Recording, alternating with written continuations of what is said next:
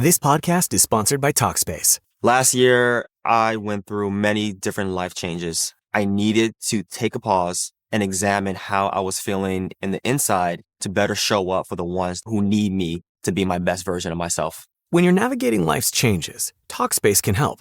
Talkspace is the #1 rated online therapy, bringing you professional support from licensed therapists and psychiatry providers that you can access anytime, anywhere. Living a busy life, navigating a long-distance relationship, becoming a first-step father, Talkspace made all of those journeys possible. I could speak with my therapist in the office. I could speak with my therapist in the comfort of my home. I was never alone. Talkspace works with most major insurers, and most insured members have a $0 copay. No insurance, no problem. Now get $80 off your first month with promo code SPACE80 when you go to Talkspace.com. Match with a licensed therapist today at Talkspace.com. Save $80 with code SPACE80 at Talkspace.com.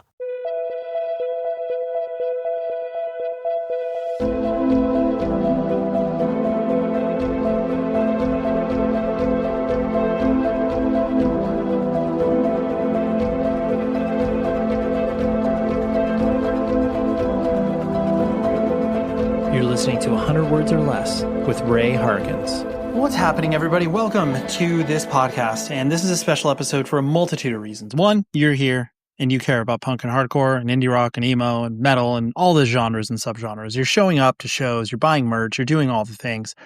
Even if you're just like listening to the podcast, and that is your connection to independent music, that's awesome. Love to see that, so thank you.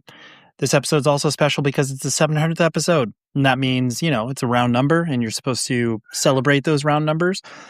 But truthfully, I am just glad that this show exists, not only in my life, but in all of you who listen to this on a weekly basis, or maybe you just check in on it like once or twice a year. In any event, all of that is welcome. And you are the reason this thing keeps on going. Because truthfully, I don't really need to do this anymore. I've talked to a lot of people under the sun. There's clearly still more people that I want to talk to and have conversations with. But it's the whole give and take relationship that you have as a person who is, putting stuff out in the world. And truthfully, you guys, the collective listenership, gives more than I take, so to speak. So anyways, appreciate that. But I'm thrilled to welcome Jacob Bannon from Converge on the show. Obviously, you are aware of Converge. If you've ever listened to heavy music, punk or hardcore or anything, like Converge is a starter kit band where you're getting this, you got your Gorilla Biscuits, your Minor Threats, and then as you start to go into the more metal/metalcore side of things, like Converge is, on the top of the list in regards to that. And Jake has been a person I've wanted on the show for, 5-6 years. Had a few conversations with his publicist, and at the time he wasn't really interested in long form podcasts. Totally respected it, understood it.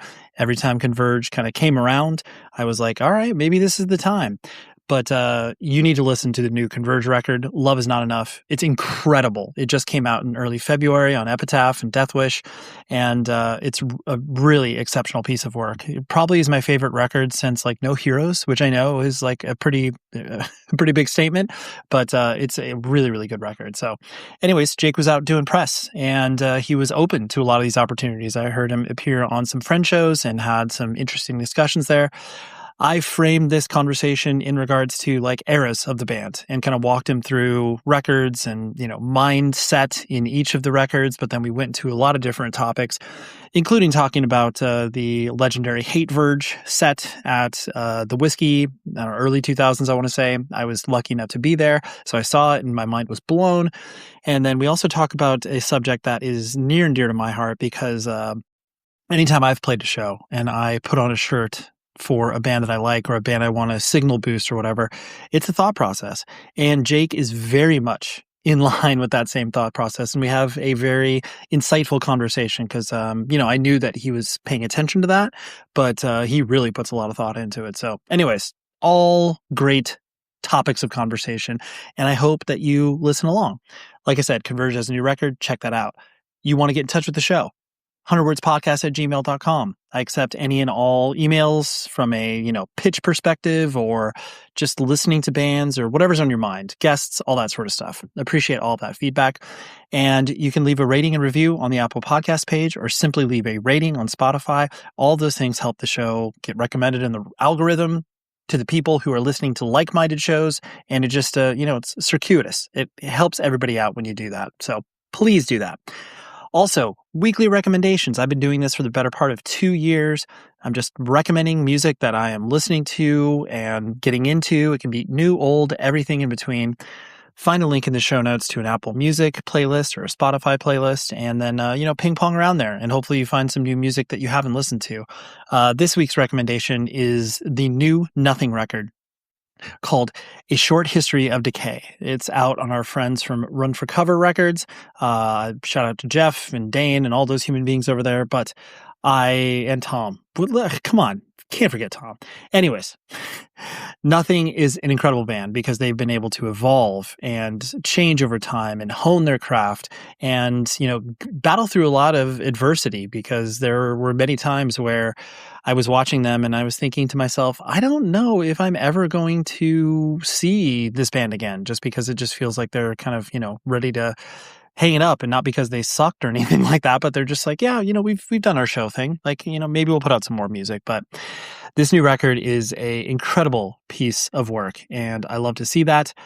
So yeah, that's I can't recommend it higher. It's like an evolution in a way that they still are connected to their, shoegaze roots, but are more straightforward, if that makes sense. So yeah, check that out. And like I said, click on the link in the show notes for weekly recommendations. It's very, very good. So let's talk to Jake from Converge right now.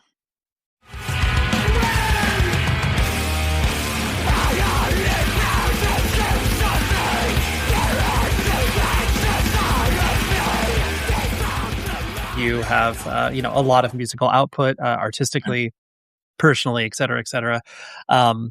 I wanted to focus on, obviously, the early years of the band and kind of looking at, like your basically pre-petitioning and when you guys were obviously figuring out who the heck you are as an individual and then who you are as musicians. For sure. And kids figuring it out. Absolutely.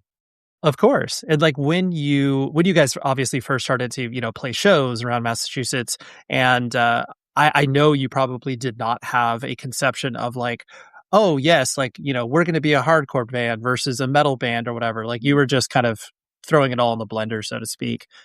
Yeah. Or did you feel like you were basically oh, we want to be a hardcore band, but a little more metallic?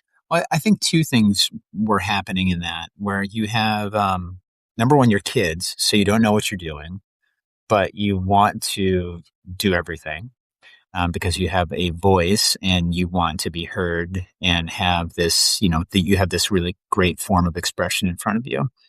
That wasn't really something that I felt, that I could just find that would be part of my path at all in music before I sort of found punk rock. My brother's a drummer and always played drums, and he's 6 years older than me.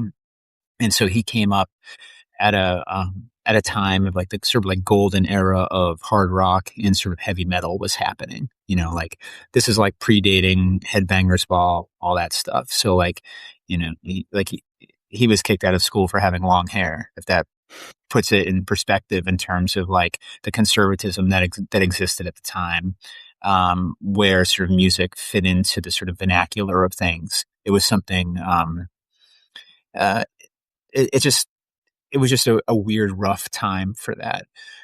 So I was exposed to a variety of things associated with hard rock and metal early on because of that, so as early as I can remember, there was a Blue Oyster Cult record, in the collection of my brother. There was, Iron Maiden, Killers was in there. And, he was buying them, more often than not, either at the mall or a couple of secondhand shops that used to sell the cutouts of of records. So they would often trim off the sides. There would always be like a 45-degree cut and usually some sort of embossed stamp or sticker on it saying, not for sale, whatever.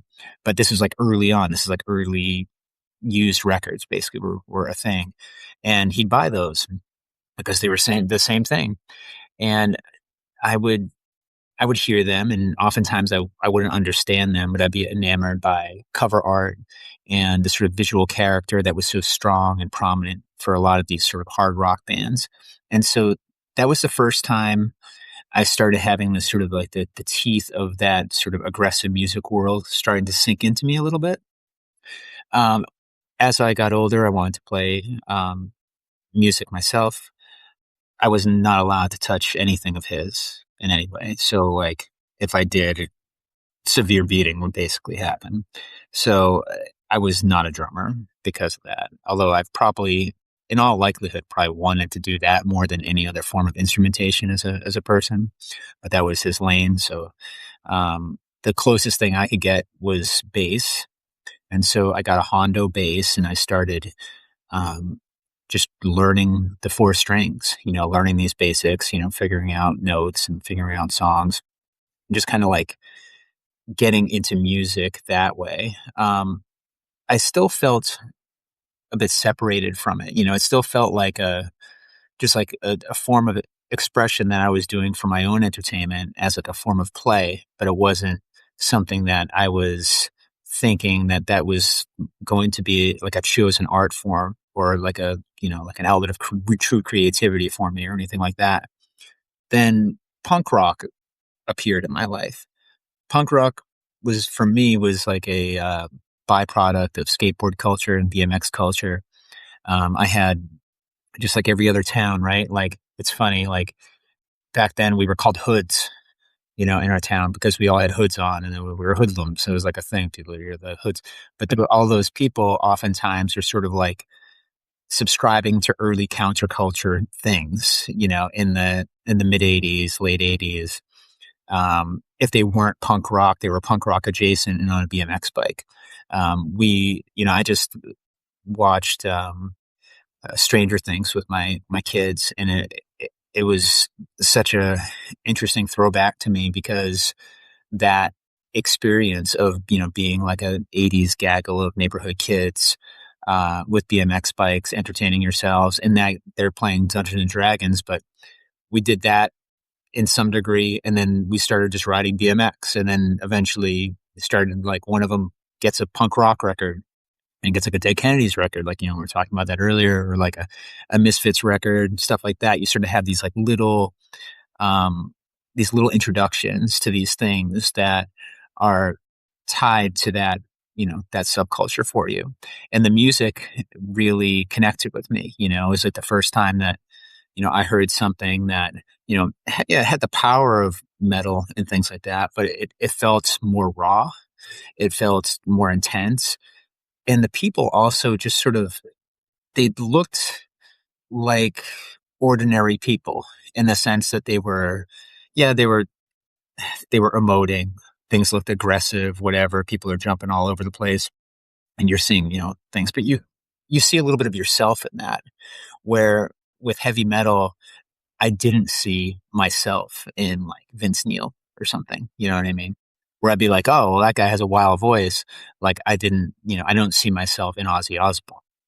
These people are just a different, they're entertainers, and so this was music to me that felt approachable, and it felt like something that I could kind of hold on to, more akin to, like a 60s garage band, really, so I started playing bass and wanted to play with guys that were doing the same thing. And, like there was only a couple of drummers in our town, in our high school, and like picked up one of them who was in my homeroom, and we started playing like thrash covers and stuff like that. Cause, by the time I hit like middle school and stuff, that was starting to happen, like early mid thrash, speed metal, stuff like that. But early on, it was definitely like being introduced through those like classic heavy metal records via my brother. I'm really thankful for that. Mm-hmm.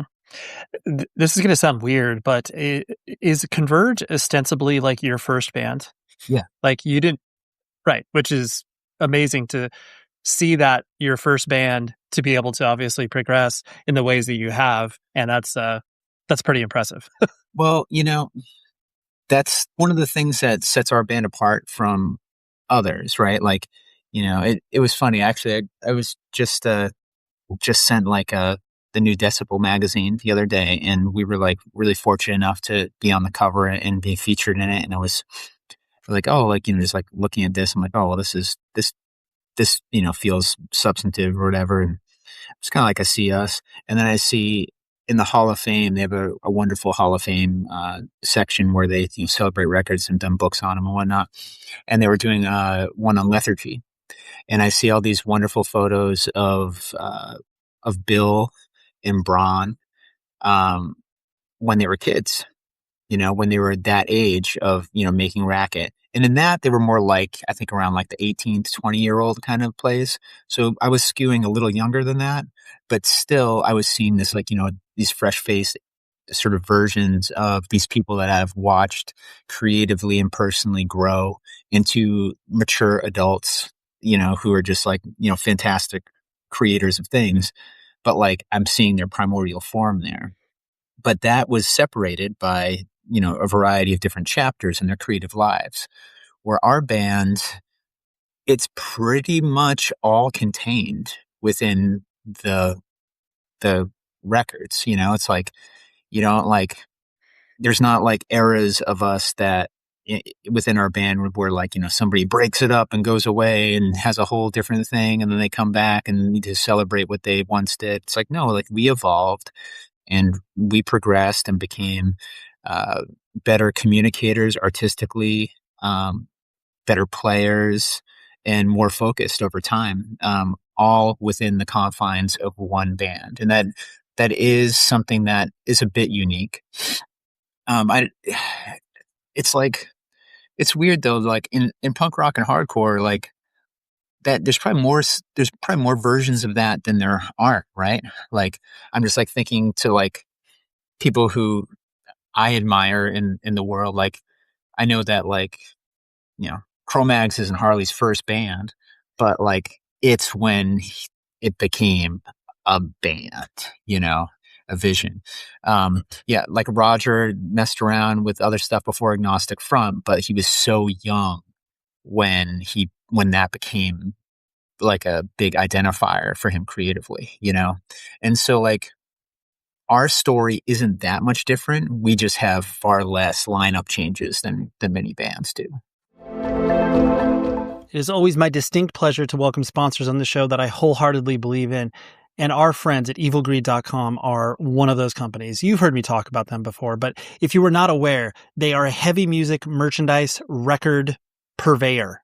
They ship worldwide. They're based in Berlin, Germany. But before you dive into their site, use this promo code, HISTORY. That gets you 10% off of your first order, and that's a limited time offer. So please use that promo code. It gets discontinued in like a week or something, so do it immediately. They work with bands like, Speed, Drain, Chelsea Wolf, Blood Incantation.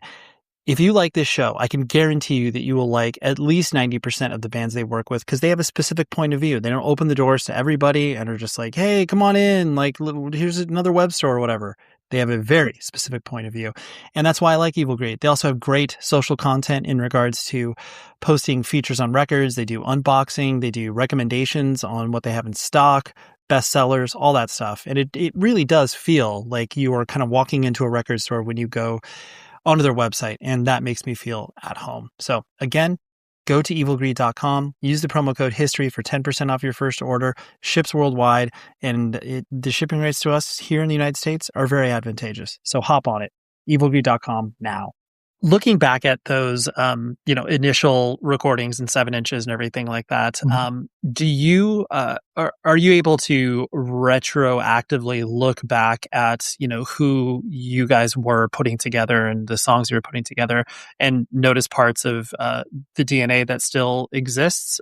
Or is it just like, well, I mean, that was us as kids, and now moving forward, it's a much more each distinct thing is its own, like you said, particular era, or is anything recognizable from back then?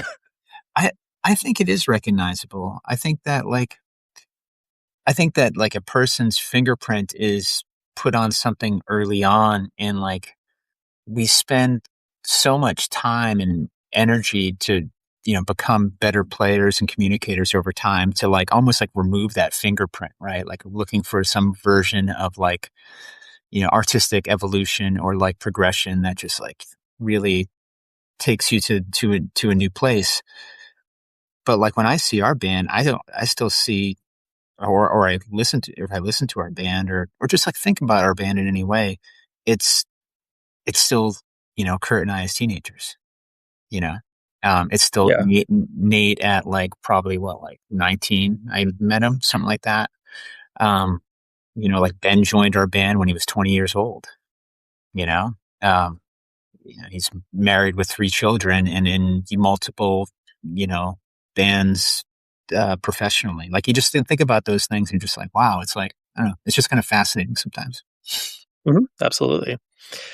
And looking at the Petitioning and When Forever Comes Crashing records, I know Petitioning, at least for me, and I know many people of my sort of whatever mid to late 90s generation, like getting into you guys when that was happening, and it seems like that was the first time that Converge really had more of a emotional and visual identity kind of being built out. Did that feel intentional at the time, or was that only obvious in hindsight? I think you start becoming, you start wanting more from, all right, well, life continues to get complex, right? Sort of talked about that before, where this community has a place of a sort of surrogate family, or an identifier of that for many people. So you come in it really young, and like you have a lot of emotion, but you also don't know how to fully communicate those things yet. Like learning art and music is like learning a language. It's like it's an actual language. It's not, it's not French. It's not English. It's not math. It's a multi-layered art form that can grow exponentially in all directions at any given time. And so when you start getting older and going through more complex experiences, and in fact, more different negatives, like you're already reflecting on negatives that compelled you to write aggressive music as a teenager. Now your life is getting more complicated, or at least, like in my situation, and I'm already a bit hindered by not having all the tools, if I was a well-adjusted human being, that brought me to punk rock in the first place. And now I'm dealing with more real life stuff as I evolve and age. The art's going to get deeper, and the things that we're going to explore emotionally are going to get deeper, and they're going to resonate with people at that age. And I feel that a lot of people, like as yourself, we're basically like, I'm 49, so in punk rock terms, I would say that you and I are in the same generation, right? If we go like a couple years one direction or the other, we're kind of separated, but we have the same sort of like thing. And like we're in an interesting place because we're still true fanatics and listeners of music. And we've grown with these artists that we listen to or are part of, or like, socially or artistically tied to for like the duration of our lives. And our band is one of those, by writing personal songs over time. Like my personal experiences and the things that I struggle with, although they may feel really, really isolating and really individual to me, right? Really specific to me, are also things that, a 44 or 45-year-old are also going through the same things. I'm just talking about like, age and demographic and things like that. We're like, we're not doing through the exact same things, but we're going through similar things. And so there's a relatability to what we do that's, grown over time. Like I never thought we'd start a band that would be a thing that would have any sort of any sort of life past the moment that we were in, like just like playing our first show or playing our 10th show or going on our first tour. Like all those experiences are very like very exciting and very like, first time. And that's always sort of like the excitement there. Like I've never thought of our band in the light of like having like a lineage or like being part of like a community that we are inherently part of, you know what I mean? Cause it's all very much in the moment. So like, I don't know. The only thing I knew I wanted to do when I started to look at music as for me as an art form was like, we could all be loud. We could do the aggressive stuff that just, like lights us up inside in some weird primal way. But like the one thing that connected with me was like the realness of hardcore and punk rock. And I really felt like it was just an awesome place that could give me a platform for the things that I was struggling with. And it's, it's just that's it. I just wanted to like write a personal song that resonated, that like had that realness to it. That wasn't, like about, being brutal or, some like general metaphor. I wanted substance because those are the artists that I loved had substance, that's why I connected to the realness of all of them. And I was like, wow, I need that in my life as well. Mm-hmm. Totally. And I know the jump to When Forever Comes Crashing, a lot of people were like, oh, this is a different Converge. It sounds different. And I know that could be said about every single record. Yeah. You're an interesting case in terms of age and just like, like involvement in this musical world. Like I say this to people sometimes and like they don't get it and probably think I'm bullshitting, but there are definitely like vast amount of listeners of our band. And mind you, like these are the opinions I hear because they're of my age group. Like, and it's kind of like probably like even friends, like they don't care about our band after that. Like that was when we were our best, was like our, sloppy teenage selves, Right. And they're like, and there's a lot to that. Like music's subjective, fucking whatever, you know what I mean? Like, but like I can say like you're intrinsically wrong. Like we're actually better players and better communicators. What that is about though is somebody's connection to music and the imprint that it left and and how deep that is. And it's not like our band is deep, has cut into them that way. It's that like the age which they came in at it. There's probably there's countless records probably for that person that also did that if they're into music. But that's more of a reflection of the listener and sort of something that they identified as like one of the, like an important part of their life. And that's what that's about. And I really respect that. It's like, that's why nobody's wrong when they say like one record's better than the other. But I think it is funny though that there were people like as soon as Aaron was out of the band, you guys are fucking garbage. You know what I mean? Like totally. It's like no, like literally nothing changed. We just had to figure out some stuff technically. But you're actually wrong. Like like we all grew. It's okay, but totally. It is funny though, to think about it in those terms sometimes. Yeah. Oh, absolutely. I mean, I remember too, like that record in particular, I felt like I had to work at it in the same way that like, whatever, getting into Neurosis for the first time where it was like, okay, I got to really spend some time with this record. Like, this isn't just like an immediate turn on and then I'm completely in. I'm like, okay. I think there's a few reasons for that too. Like, number one, it's chaos, right? And that's what we were artistically sort of like going for. And like, no, like, yeah, we want to be intentional and we want to be like sharp, precise musicians, but like we want to make chaos that is that. So it's like hyper-focused chaos and it's got a lot of layers going on intentionally and unintentionally, like stuff that there's probably like, 3 or 4 vocal tracks going at given times. Like I remember during that recording session, like Steve Austin was engineering that record, and we definitely wanted to like lean into like being a little more experimental, because our times leading up to that were just like pretty normal recording sessions, like just really condensed, but like boiled down in like a day, or like maybe like 2 or 3 days.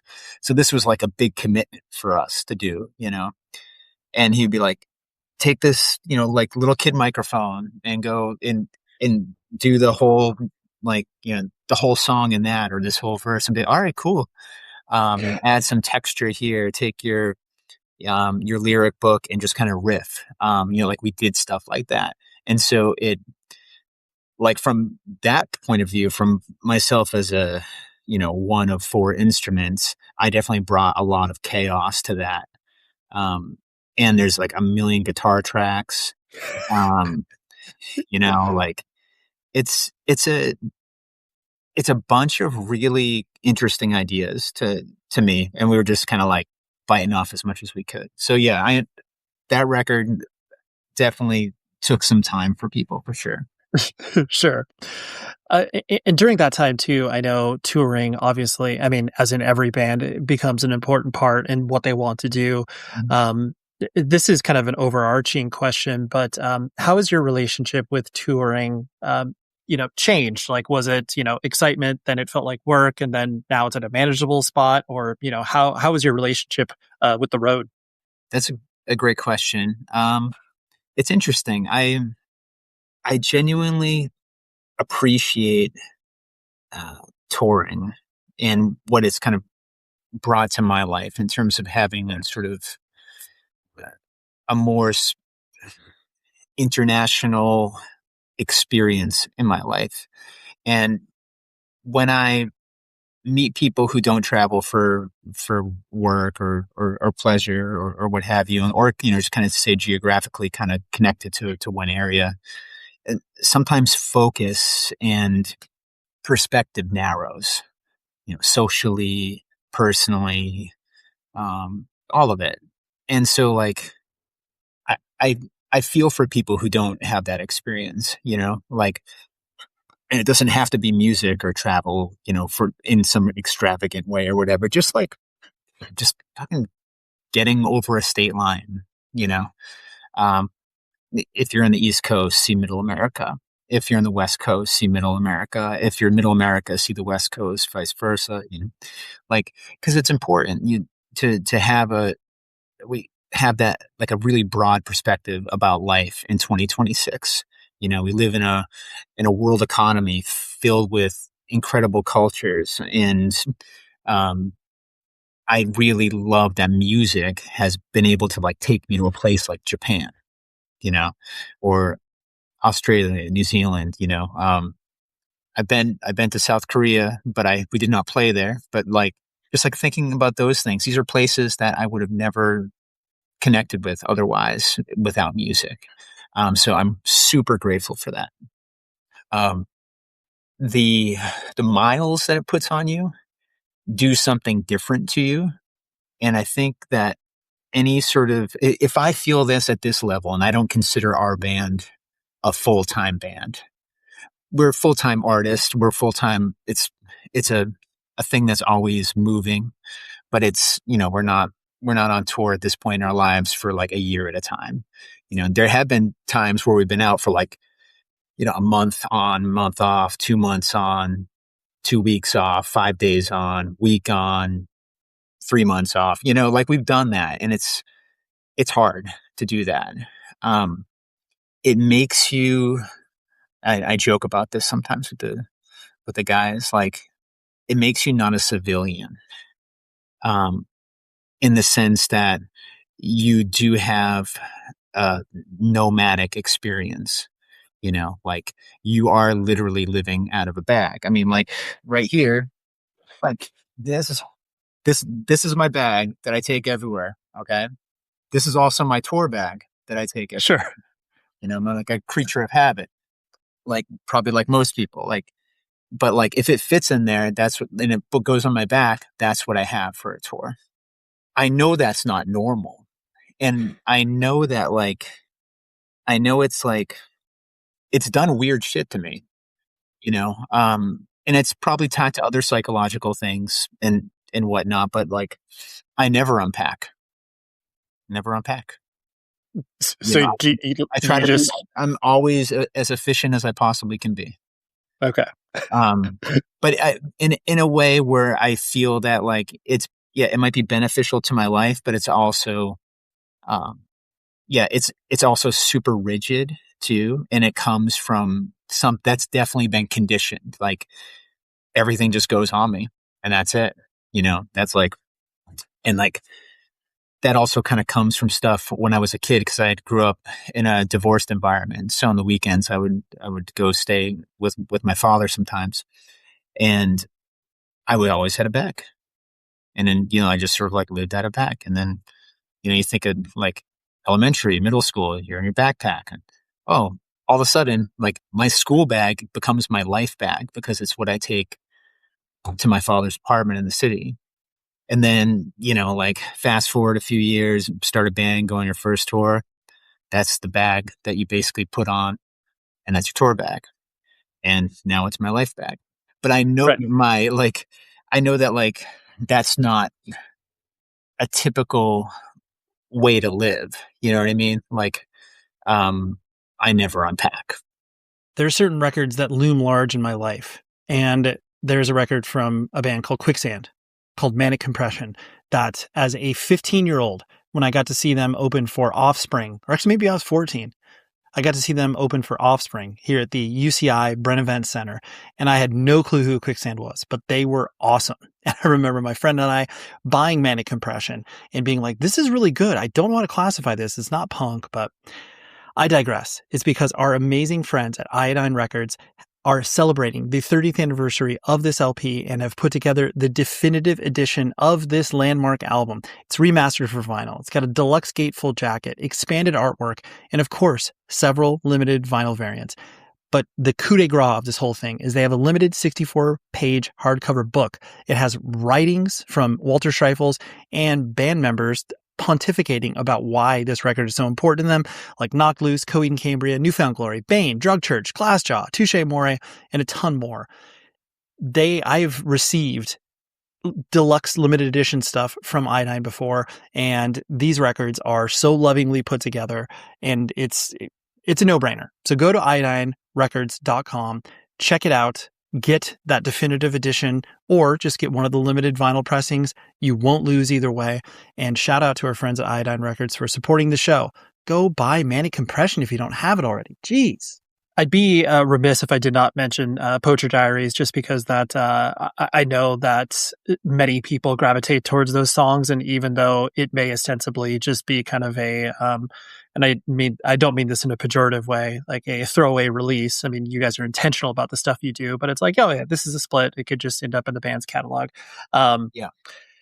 The fact that you guys... Oh, go ahead. What were you going to say about the record? I was just saying the fact that you guys wrote along, with Agoraphobic Nosebleed, which, your average hardcore kid is obviously not going to have an interaction with Scott Hall and his noise project. Sure. Well, that band for us at the time also wasn't Scott Hall.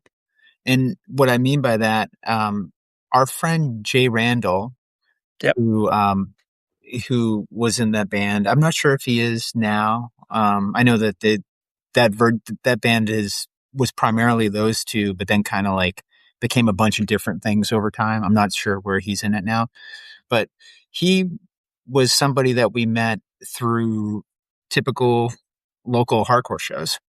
And he was one of our friends that, was going to all the same, we just all went to all the same shows, all the same bands, we were either playing them or just at them in the middle of Massachusetts, Merrimack Valley, Fitchburg, Worcester, places like that.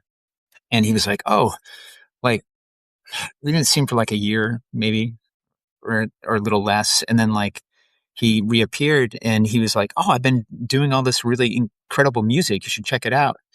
And he had by that time, already released maybe 6 or 7 agoraphobic nosebleed 7 inches. And at the time, that was like super fucking prolific. And it still is and ambitious today, if you think about it. But like, they were just super active making this really extreme music. And it was really inspiring. They were kind of like artistically more extreme, but like adjacent. And it was just kind of like a cool cross pollination of things. But like, that was like a really cool record to do. And like, working with like Derek Hess at the time on that project, and Marty, his sort of like manager of art things, was like really just awesome experiences. Like, it was like one of the first times where like I felt like a, I don't know, like a vision kind of like came together, and it was like what I envisioned, like fully, you know. Yeah. So I have like I have a fondness for that body of songs and stuff too. And also, we had that's the only recording that we had with drummer John DeGiorgio, who was in a band called Conifera for a while. And what did they morphed into something? Oh, blanking. You might be able to know faster than me. Anyway, Yeah, I can't recall, but I know. Yeah, I know. Yeah, obviously. like it's one of the Virginia sort of, you know, like chaotic metallic bands. Uh, is it Sinifera? Is that it? It might be. See, this is like, I would be the most intelligent person in the world if I could forget little things like that. Or Conifera, maybe? I don't know. It's something like that. I'm going to actually look this up. So Sure, absolutely. yes, it was Conifera. Okay. Really, really cool band. People should check that out. It looks like it does exist somewhere on the internet. But there was like a 7-inch and some other stuff. So anyway, he joined our band and was in our band for about a year. And that was like a really exciting time for like me personally, because I kind of like really felt like just kind of connected to our band as like I don't know, it was just like an important part of my life, you know? Like, artistically, it felt like really rewarding. Like, I felt like really in tune with like what we were like. I was like, oh my gosh, like we're doing like what we set out to do. And this is like pretty cool. So, anyway, John joined our band after our first drummer left the band, and he sort of left, but didn't really tell us. His sort of interest was kind of like waned. And then he had like he had a physical injury that messed up his playing. And I know that was like something he was not excited about. And we were just growing apart. So like, it was like the first time where like, I don't know, like we joined, like somebody joined our band who was like, I fucking get what you guys are doing. Cause like often like it also sort of felt like some of like the ideas were a little out there and a little chaotic, and probably like not really in tune with him of like where he wanted to be creatively. But like, I don't think he would necessarily say that, but there was just kind of like a disconnect that was happening. So when John joined the band, it was like really invigorating, because it was like, he fucking gets it. And he gets it. And he's such a different kind of drummer. And he played everything so technical and so fast. And I remember just being in the room when he was, drum tracking for that record, which I believe we actually tracked the record twice, because we did it before our first European tour, and we weren't excited about like the energy of it. And so when we came back, I think we redid all the drums again and basically started over. Wow. Which was like also like a crazy luxury too, right? Like we were used to like, I don't like, you get 4 hours, right? Yeah, yeah. Well, this was like one of the first records where, I don't know if it was the first record where we were in like Kurt's proper studio in Norwood, but it may have been. And it was, he had like a proper live room, in a mixing room and like a loft. It was like a whole thing. And so it felt like a really like, I don't know, just like not luxurious thing, but we were like, holy shit, like we actually can just track it again, like, That's an option. Yeah. yeah, it's an option. It's like, yeah, it sucks. It's everybody's time again. You know what I mean? But like, yeah, we can do it because, like it's do it yourself. It's a kind of a sliding scale, like he's already gotten paid for the time, but if we want it to be artistically better, let's just fucking do it again, but so yeah, and we can do that. Cool. And documenting that time with him in the band was cool. So I like those songs. I look at them in a different way than all the other songs. Yeah, absolutely.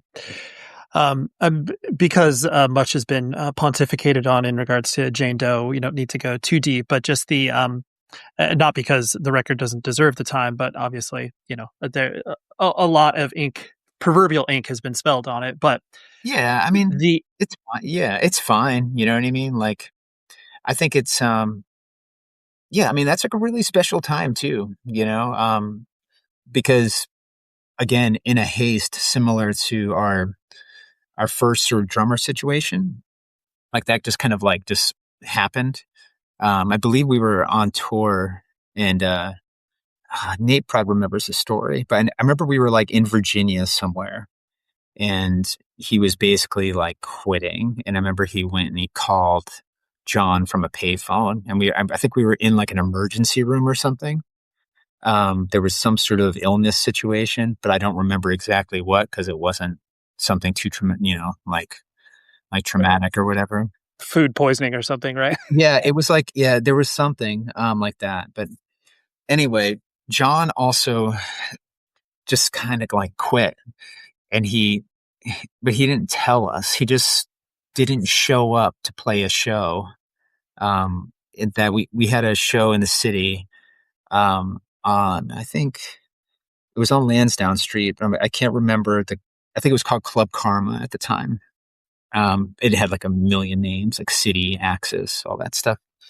But anyway, he basically no-showed, and Kurt was playing in a really cool project of his called Blue Green Heart with Ben.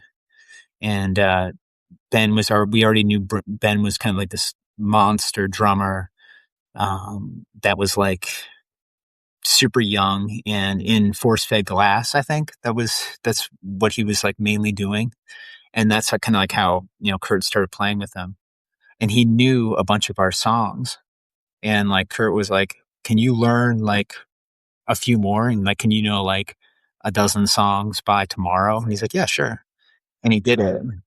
And so the first time of like him playing with us was that show, like in front of people, which was really kind of thrilling, in a weird, irresponsible way, Sure.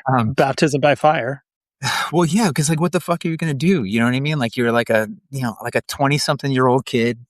Like, you have this show. Like, we're just gonna fucking like, I don't know. We'll figure it out, right? Figure it out. So, and that's kind of how Ben joined the band. But right. Also, and so like that time, like for me, is like identified from when like Ben joined the band.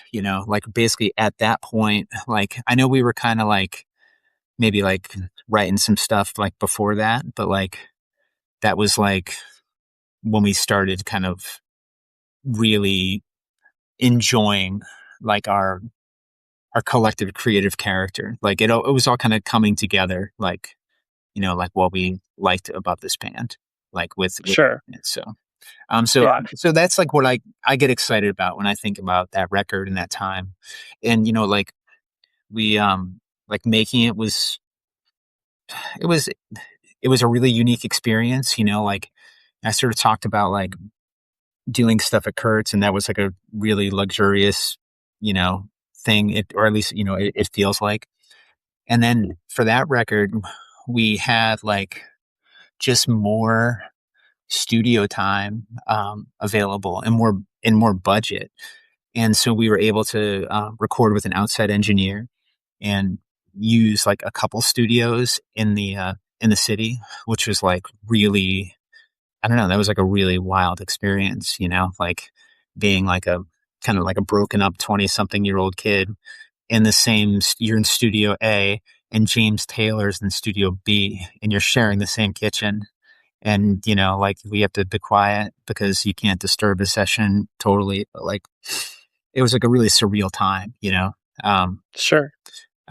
For us and stuff. But I don't know, it kind of like goes by in a weird blur. People love that record. I think that's wonderful. Like, I'm glad people connect with it.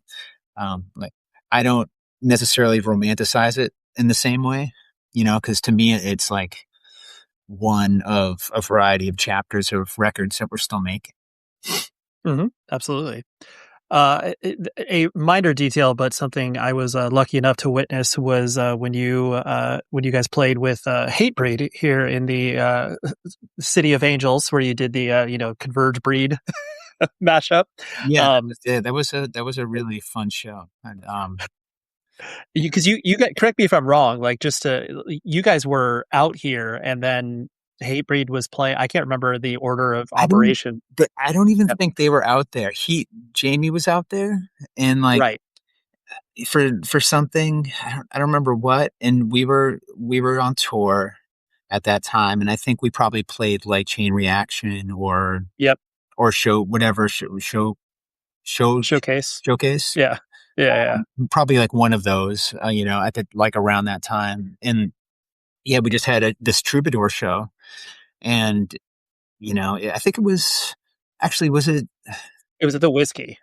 Oh, that's right. Yeah. So we did the Troubadour the next tour with Cave-In. Okay. So yeah, so there was no Troubadour show. So we did just the Whiskey thing. And I think that was like, I don't know why. I don't know what tour it was though. That's what I'm trying to piece together. Yeah. I don't remember either. It was also weird at that time because like the Whiskey was sort of dipping in and out of doing hardcore shows because obviously they were violent, and so they didn't know what to do. And for us, like, it felt kind of like otherworldly, right? It's like, because like we're just like hardcore kids from Massachusetts, and like, like playing chaotic hardcore, and we're playing this historic venue that like, like has a huge imprint on me from just like my entry point into music, like that was sort of like a weirdly big deal, I don't know. That's it. Like, to me, honestly, it was kind of like playing like the Whiskey and like even like the Troubadour to a degree. Like, those are like, I don't know, they're historic to, they're like a CB's experience for a band. Mm-hmm. As goofy as it is, you're just kind of like, yeah, it is kind of awesome. Right. Well, there's definitely an element of like when you step inside of those venues, you're just like, well, we as in the collective community, we don't really belong here, but we're glad we're here, and it's cool.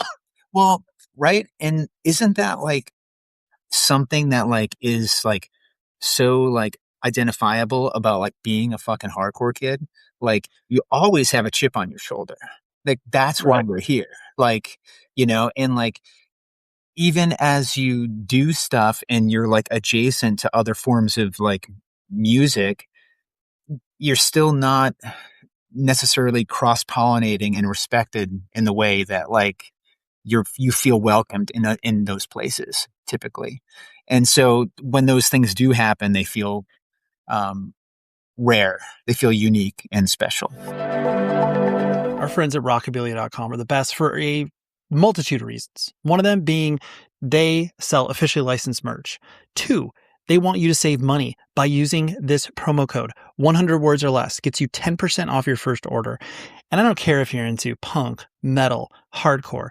They have over 500,000 items for you to get lost in and truthfully shop till you drop for anybody in your life, whether it's yourself. And maybe you're like, you know what? I actually need to get an Oasis shirt, or you know what? I really like Eminem on top of, a Dark Throne shirt. Like, all of these things are available to you at Rockabilia. And I laugh because like when I'm naming all these bands, like it almost sounds like a joke, where you're just like, is it like the shopping mall for all this like officially licensed band merch stuff? Simple answer is yes. They ship from the Midwest. It gets to you anywhere in the United States very fast. They also have great customer service if you run into any issues, which truthfully I never have, and I've ordered multiple things from them. They also do limited edition runs with bands, whether that's like a cool, timely Converge shirt that they did around the release of this record, just always pay attention to what they have going on and visit the site on a regular basis. So again, rockabilia.com, use the promo code 100 words or less for 10% off your first order, and eternal thanks to rockabilia.com.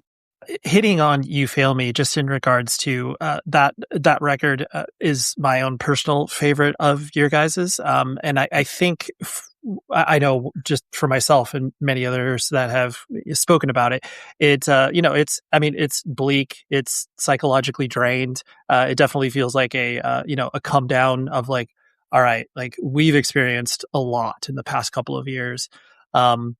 Does any element of that record reflect, like burnout or something that's a little more, distant, but still remaining emotionally impactful?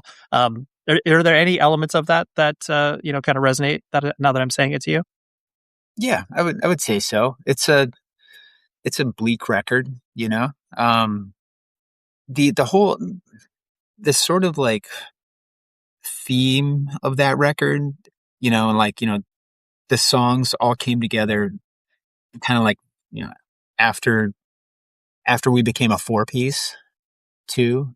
And I think that it's the first record that you get like the four of us like really focusing together to like make a thing, and I think like I personally like I love Aaron. Like I wish I saw him more, even like now today, like, but like it is what it is. And like you become a 4-piece, and like now like you have like new challenges because you don't have this other player anymore. And so like it like changes like the way like we're writing, like, you don't have like that fifth person, so like this person's now writing from a perspective where they need to play all of these things and be able to play all of these things. You're not writing two parts that happen at once. And so it changes like the focus of stuff a lot. And like it boiled down like the way we, I think like, I don't know, write songs or present songs. And it kind of became the way we do things like from there on, But like visually and like the sort of concept of that record started to come together. Like I would say like really early on, like maybe like a year or so before we put out that record, we started playing it live, or playing the song live, like a weird primordial version of it. Because like, I don't know, like we're hardcore kids. We're used to playing these like really abbreviated songs that are like, 3 and 4 minutes long or whatever. And then like, you never get loose, and like one of like the goofy parts about being in a band that happens to be fun is exploring space and experimenting. And so like, we were like, yeah, the song's not done and it's kind of free form, but let's like throw it in sets anyway, just to do something different and do something interesting. And like that song kind of like got fleshed out in like live, and most songs kind of don't. And so like the sort of like, the identifying song for that record, came together really early, and it like really sort of like shaped everything around it. It sort of had its own gravity. So like that record came together, and I don't know, like really like in a concentrated form. It was like, I don't know, it's like an angry sort of boiled down thing. And it also, it's there was a term that Kurt used back then that like he said like it's like an anti-metal record, where it's like it's hyper aggressive but and hard, but doesn't have like a overly like modern metallic guitar sound. It has like something more like adjacent to like noise rock in places, which is interesting for the time. Absolutely. At this point too, I know that the band, ostensibly, not only had to become a business, but like there were, financial implications. Like you guys obviously were still creatively participating in a lot of other things, but like the band was, a much more serious endeavor. Yeah, sure. but you guys have always been very, at least from an outside observer, you've been very, you've kept the circle tight, like you didn't feel the need to pursue like, okay, we need to, get Slipknot's management to make us a big band or whatever.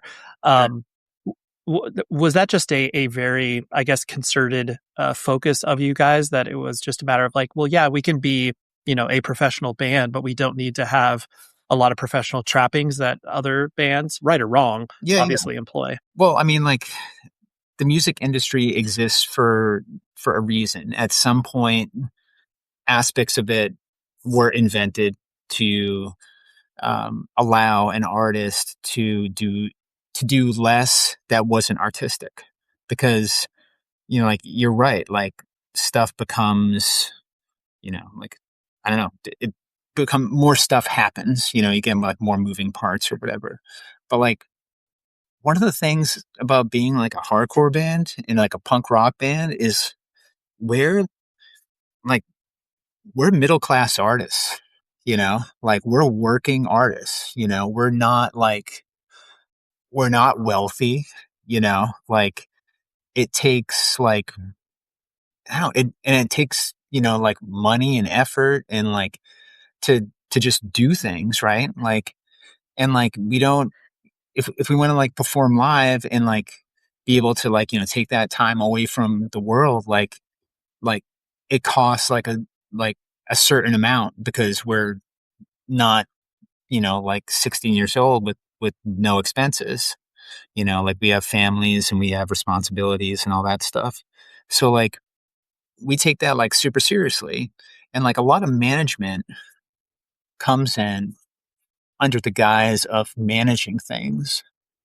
And oftentimes the artists, they were attracted to the artist because of what the artist has done on their own already.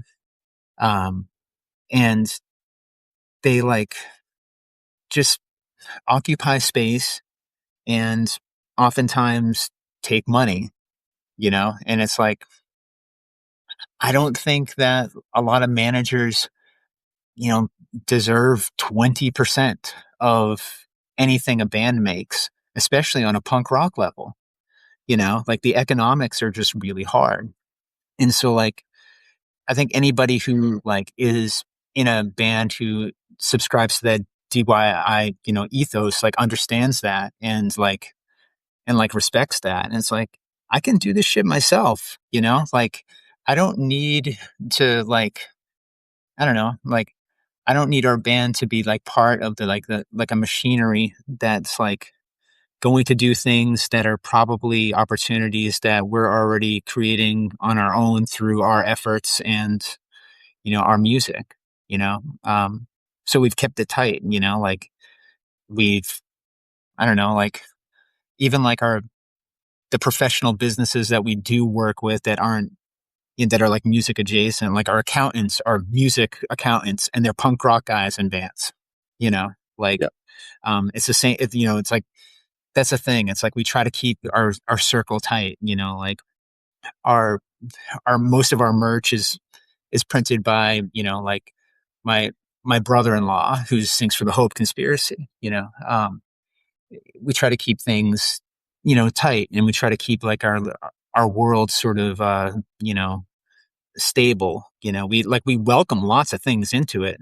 But like, we realize that a lot of the trappings of like music business, just like start on the management level and like things like that. So we just don't really bother.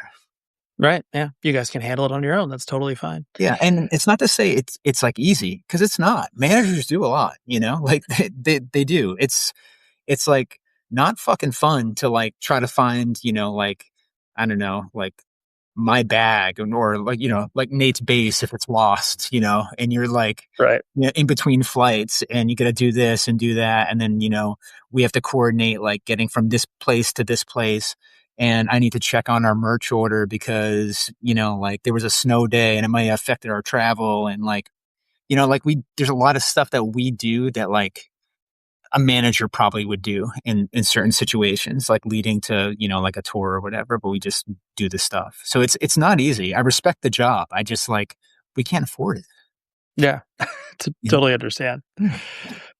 And I don't mean to lump all three of these records together, but I think it's emblematic of you guys feeling like the most confident or full throated in your approach from, No Heroes, Axe to Fall, and All We Love.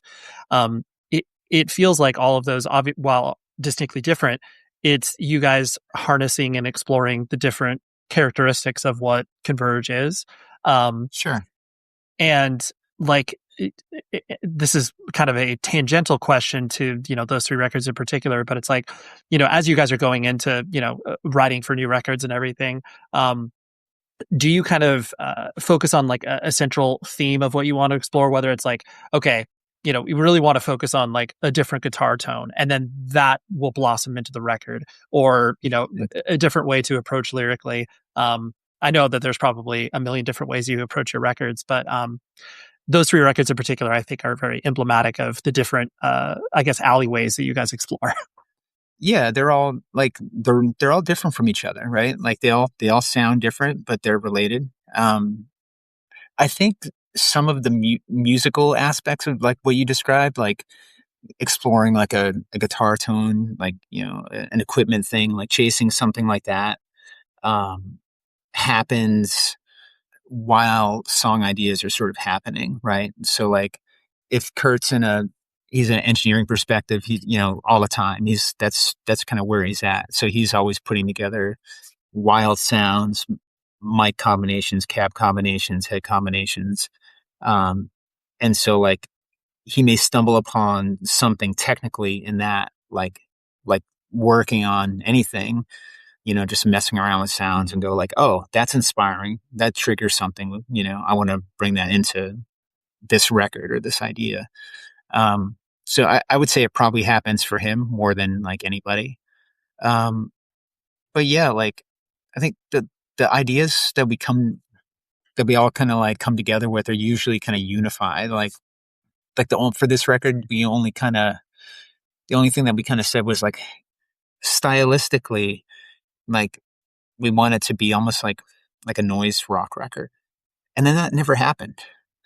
Like, but it was there in spirit. You know what I mean? Like we just kind of like wanted like a looseness. We wanted the songs to kind of like be able to just kind of like be played by the four of us without like, like struggling to figure out like a way to play something live, or like, I don't know, like rely like heavily on like something like technically like an effect or anything. We just kind of wanted to be like a raw record.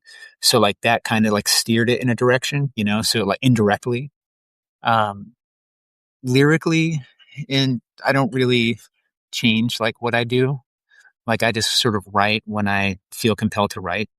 And I think that like most lyricists, that's kind of how they work, just sort of like don't feel particularly great, feel the need to sort of expel some sort of like creative energy, and you just kind of like, throw some things down like in a notebook or in a document or whatever.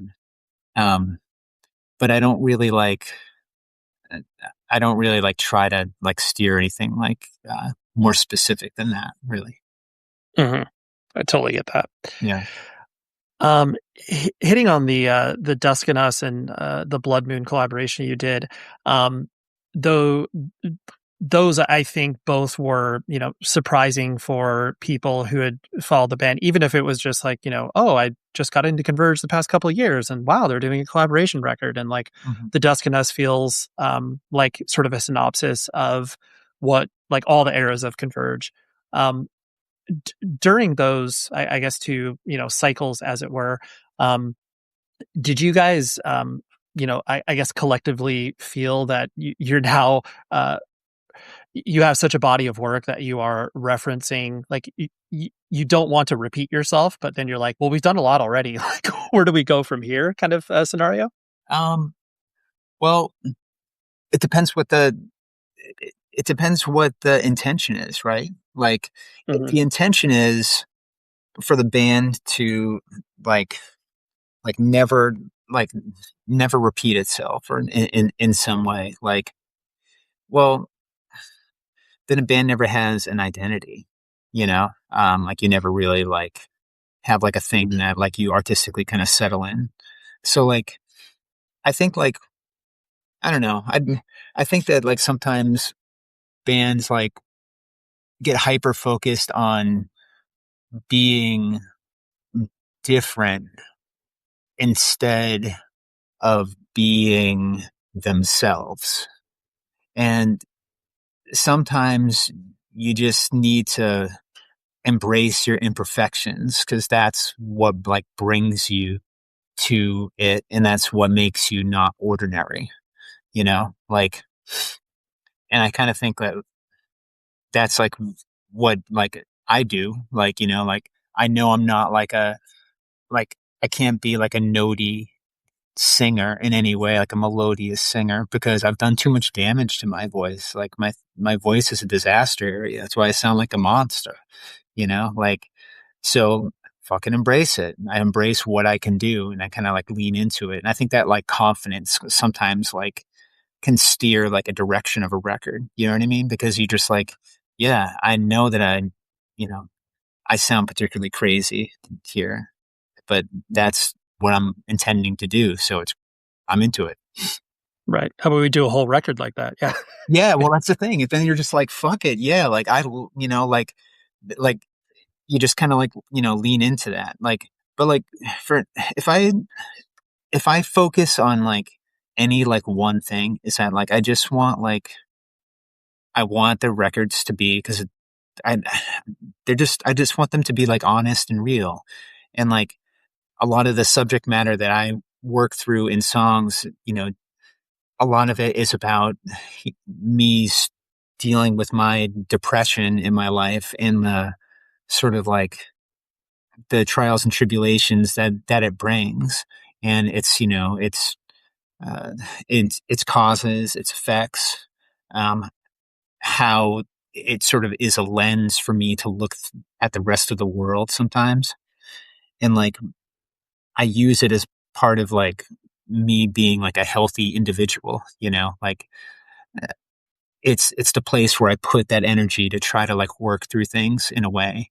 And like, I take that like process like super seriously. So like, I want to communicate that, like, I want to communicate the darkness that I feel sometimes. So maybe like somebody can relate to it in their own life.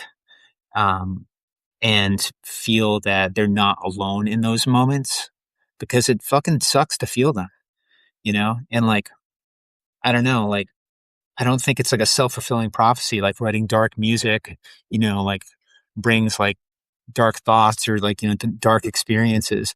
But like life's a pressure cooker sometimes. And like, I need a place to put those things. And I want to like communicate like how intense those feelings are, and it's like I don't know, it's a lot emotionally. So like if I'm like making a record and it like hurts to listen back to or to like experience in some way, like after the fact, I'm like, I know that I got really close to that nerve that like feels really exposed for me. And that's like what I intend to do, because I feel that that's the way to do it, Mm-hmm. That's like, that's what hardcore is. That's Absolutely. and that helps me get to another day as a person. Mm-hmm. Definitely. The last few things I want to hit on was just the notion that I mean, not only have you guys released obviously a lot of music, but then you've done it in the format of splits and 7 inches, and even 5 inches. The fact that, I mean, I know a lot of that output was either a function of you guys having songs or being like we're never going to say no to a split with Napalm Death, like, or what have you. Yeah, for sure. There's a lot of opportunities that like you get that are like really, yeah. Splits are a lot about opportunities for sure, and friendships too. Right. Yeah, that's what I was going to ask. Like, kind of reflecting on it can be, it doesn't have to be a split, but like reflecting on those, for lack of a better term, one-off releases that don't have anything to do with a record or what have you.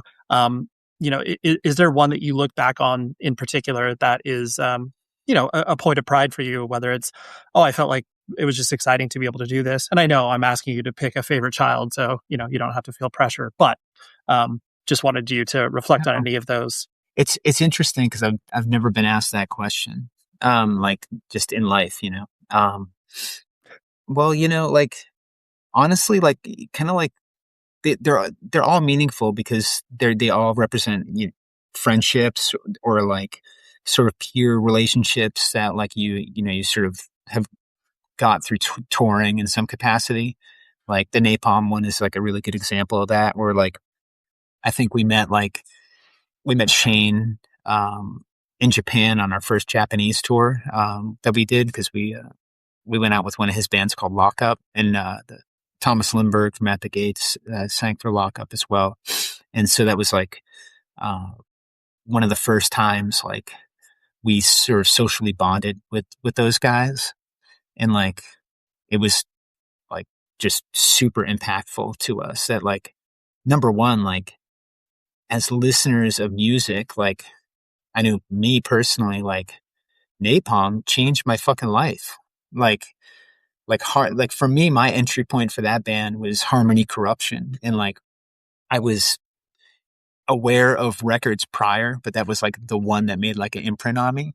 And I was like, this is something fucking awesome because this is like political hardcore done at the sort of grindcore level, They were doing some like really interesting things and like, he just like made a big impact on me. So like, I'm like meeting this guy for the first time, and then like, we've known him since. So that was like our gateway to Napalm.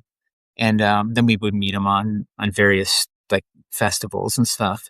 And, we had like a really good friendship from that tour as well with Thomas Lindbergh too. Then that kind of later led to us touring with At the Gates and whatnot when they reformed and all that. Yeah, And, like, no, that's really cool. yeah, and even like leading to like maybe like her doing that Dysphere record actually. That probably was like the first time he met him too. Yeah, those are really, and I just love the fact that things like that can still exist on a more serious level because obviously within punk and hardcore, like the split 7 inches or split releases with friends that you toured with or whatever, it's like it can still exist and be meaningful even if you're a band that has been around for 15 years. It's like, yeah, let's do a split, who cares? It's a cool art form, because like what you're basically doing is you're giving each other nods of sort of like creative approval and like, and I don't know, in a way they're like, you're celebrating like a friendship or a bond. It's like, yeah, it's a cool thing. Mm-hmm. And the last thing I want to hit on, and it may seem superficial, but follow along with me here.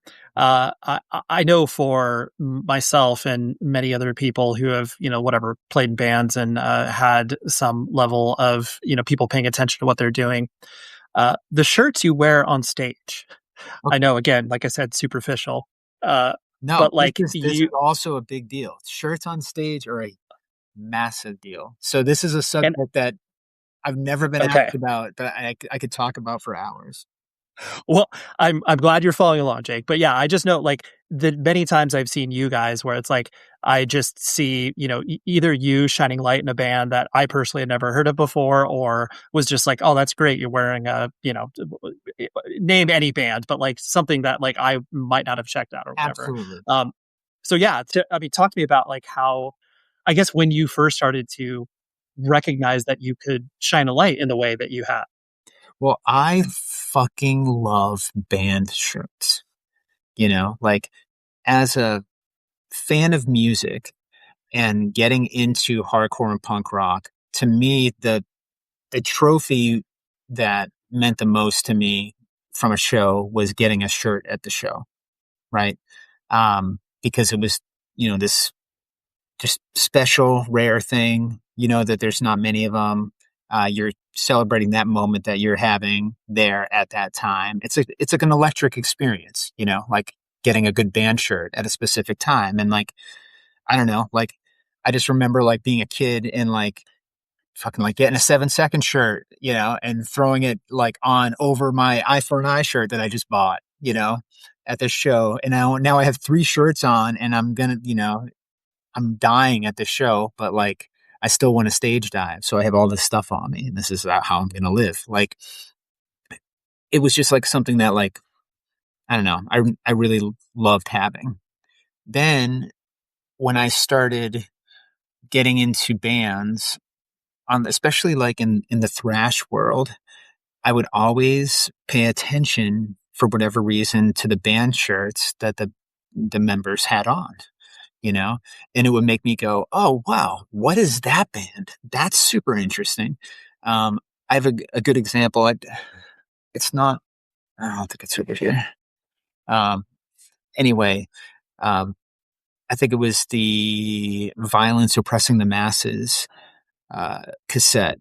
The band photo in that, one of the members has a Laughing Dead shirt on. And I was like, whoa, what is that? Is that a band? Is that like some like heavy metal shop in the Bay Area I don't know about? Like, what is this thing? And then they put an ad in an early metal magazine, like where you could like send away for their demo or whatever. And I sent away for their demo and like got into that band that way. So for me, it was like a gateway, where you would just learn about stuff. And so when I don't know, when I love a band, I get a shirt. That's kind of like just like how it goes. And like sometimes like, yeah, you'll play a show and you're like, I want to celebrate this band. I want like more people to know about like band A or B. And so I'm going to wear this shirt today. And like, maybe that can like be a thing. Like, I don't know. These are like little things, but like he probably remembers this. I doubt maybe he'll see this. I don't know. But Choke wore it's probably like 1990. He went to the Nirvana show, or he must have there was a Nirvana show that was at the channel. That was like a few months before a Slapshot show. And I was at the Slapshot show, not the Nirvana show. And this was like before, Nevermind happened. So they were very much like a band that was like, people are aware of that, was a thing, but it wasn't the thing yet. And I remember seeing him wear a Nirvana shirt and like being like, oh, he knows about Nirvana. Fucking cool. Because, like, it's not a deep cut, but it's kind of like a deep cut. It was like being into Mudhoney at the time. It wasn't huge yet. Yeah. And just getting turned on to bands. And so like, I like that gateway. I think it's a great thing to do. Yeah. Well, and I like that, especially when you're showing up at places like, a hardcore dude wearing a, Sunday shirt or whatever. Like when you're taking these things in different places and it doesn't necessarily sonically make sense, but obviously as a music fan, you're just like, well, yeah, I want to make sure that people, aren't just listening to the most brutal death metal all the time. Yeah, for sure. Because like, the one thing like you hear in our band, right? Like I know like we've kind of like become our own sort of thing over time, but like it's a spattering of different styles of things. And like we're really fortunate of the age group that we are, that we've come up where a variety of different sounds have kind of had their flashpoint like right in front of us as fans of music and all around us. And so like, they're and Converge, there's a little Fugazi and Right to Spring and Lungfish. There's also a little bit of Slayer and Napalm Death too, it's just a thing. And so like we try to celebrate that diversity, where like you'll be like, oh, like I don't know, Kurt has a Sade shirt on. That's awesome.